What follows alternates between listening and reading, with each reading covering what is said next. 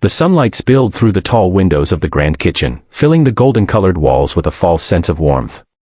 The mansion stood proud, elegant, and polished from the outside, but behind its gleaming doors lived a story no one could imagine. On that bright morning, the silence of wealth was shattered by the desperate sobs of a little girl. Kneeling on the polished hardwood floor, her small hands pressed against the ground, a silver bucket overturned beside her, its water spreading like tears across the floor. Her dress, once a soft shade of blue, clung to her trembling body as she wept, "My hand hurts so much."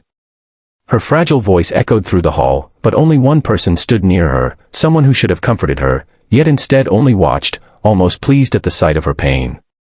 And in the doorway, footsteps approached. The man of the house, a figure of power and authority, was about to enter a scene that would change the course of all their lives forever.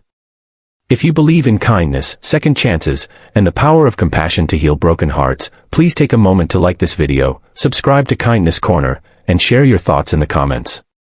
Every story we tell carries the hope of reminding the world that love and empathy are never wasted.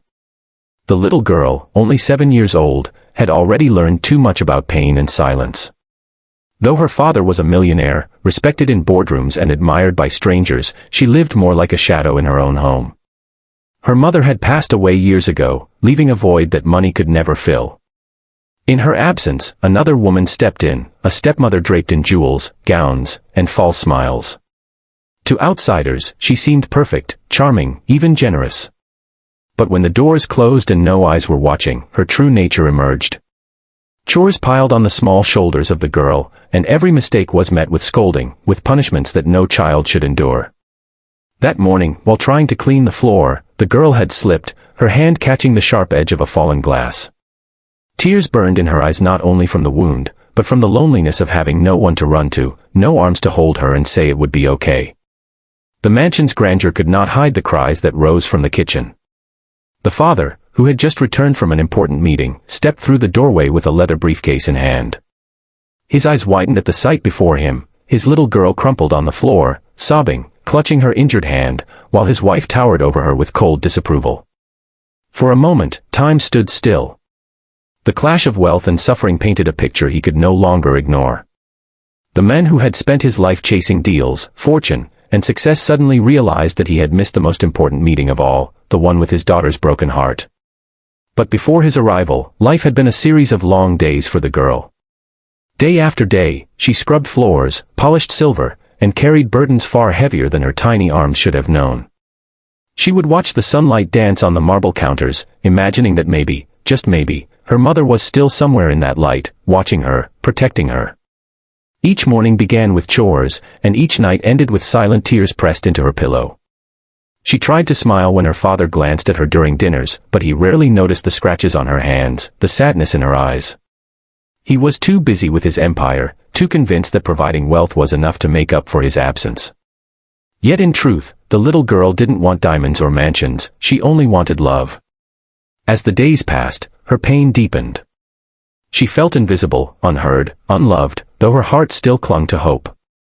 And on that particular morning, when the bucket slipped and the glass broke, it was as if the universe itself decided enough was enough.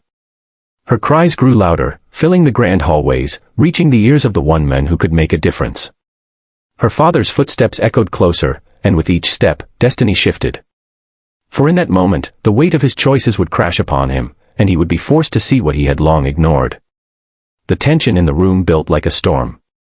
His wife quickly straightened, masking her face with false innocence, as though she had been helping the child all along. But the sight of blood on his daughter's small hand cut through every excuse, every lie, and every illusion of happiness he had believed in. The world of luxury he had built suddenly seemed meaningless compared to the broken child at his feet. And as his heart raced, the sound of her words, "My hand hurts so much," rang in his ears like a haunting melody he could never forget. The father stood frozen in the doorway, his briefcase dangling from his hand, forgotten. Sunlight poured in behind him, but it seemed the brightness of the morning could not chase away the shadows that clung to the room. His daughter's sobs cracked something deep inside him, something he had locked away for years in the pursuit of wealth and power. He saw the blood on her small hand, dripping onto the wooden floor, mixing with the spilled water. He saw her trembling shoulders as she tried to stay silent even in her pain, as though afraid her cries would only make things worse. And suddenly, memories of his late wife flooded back, the woman who once told him, holding their newborn baby in her arms, that this little girl was the most precious gift life had given them.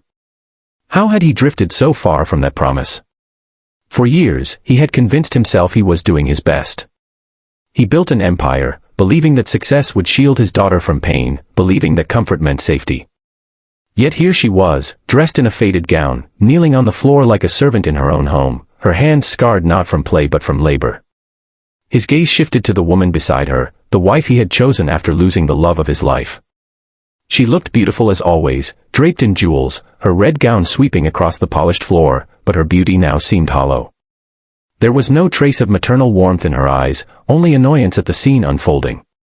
The millionaire suddenly realized the cruel truth: the woman he trusted to care for his daughter had instead crushed her spirit. But the story did not begin here. To understand this moment, one must look back at the lonely days that shaped the little girl's world. Each morning began the same way, sunlight streaming through the windows, but no voice to greet her, no gentle hand to brush her hair. She would rise quietly, slipping from her bed before anyone else stirred, and head straight to the kitchen. There, she would be given tasks far beyond her years, scrubbing dishes, wiping down counters, polishing the silver that gleamed but never filled her with pride. Her stepmother often stood nearby, not with words of encouragement, but with criticisms that pierced deeper than any wound. Not clean enough.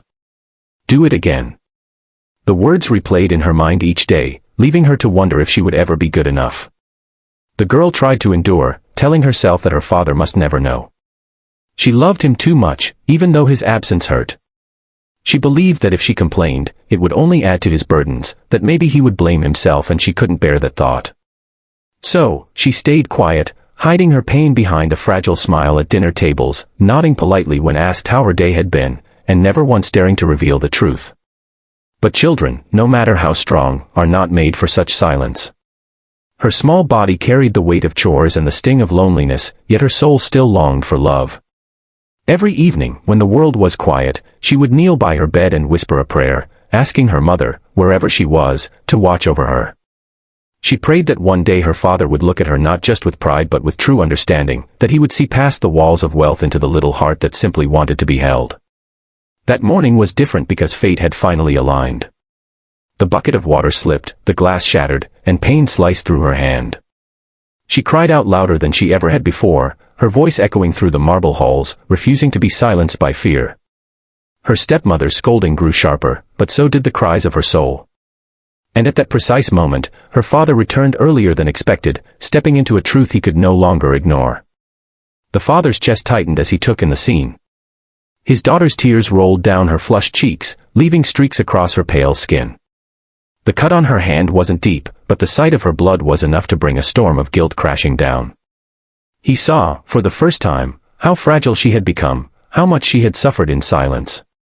And beneath her pain, he recognized something even more heartbreaking, the look of fear in her eyes, as though she wasn't sure if he would protect her or walk away again. That expression tore through him more than anything else ever had. He set his briefcase down and knelt to the floor, ignoring the expensive fabric of his suit brushing against the spilled water. The millionaire who had once commanded boardrooms now found himself trembling as he reached for his daughter's injured hand. The little girl flinched at first, and used to tenderness, but when she realized it was her father, she allowed him to hold her. He pressed a handkerchief to the wound, but it wasn't just the cut he was trying to heal, it was years of neglect, years of absence, years of unspoken words.